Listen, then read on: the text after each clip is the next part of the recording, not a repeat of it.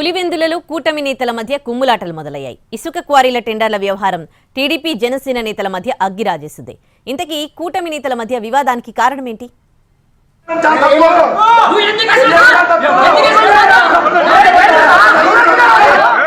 ఆంధ్రప్రదేశ్లో TDP Janasena BJP ఏకమై వైసీపీని ఓడించాయి.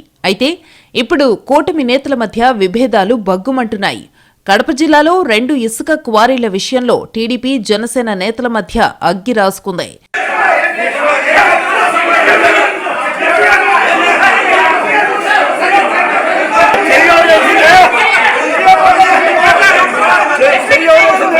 ఇటీవల కడప జిల్లాలో ఇసుక క్వారీలకు టెండర్లు ఆహ్వానించారు అధికారులు. కోర్టులో కేసుల కారణంగా సిద్ధవటంలో ఇసుక క్వారీ టెండర్ల ప్రక్రియ తాత్కాలికంగా ఆగిపోయింది.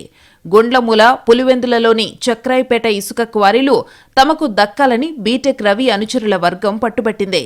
గురువారం చివరి రోజు కావడంతో పలువురు బిడ్ వేసేందుకు కడప జిల్లా కలెక్టర్ కార్యాలయానికి వచ్చారు. కానీ గేటు వద్ద కాపుగాసిన బీటెక్ రవి అనుచరులు ఎవ్వరూ టెండర్లు వేయకుండా అడ్డుకున్నారు.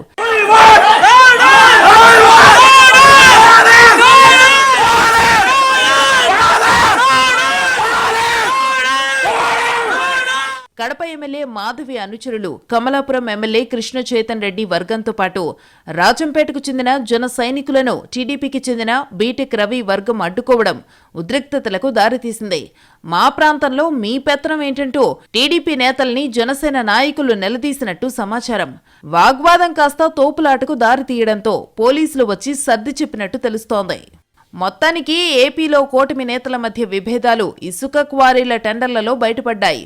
పరిస్థితి చూస్తుంటే వీరి మధ్య విభేదాలు మున్ముందు తారాస్థాయికి చేరేలా ఉన్నాయి.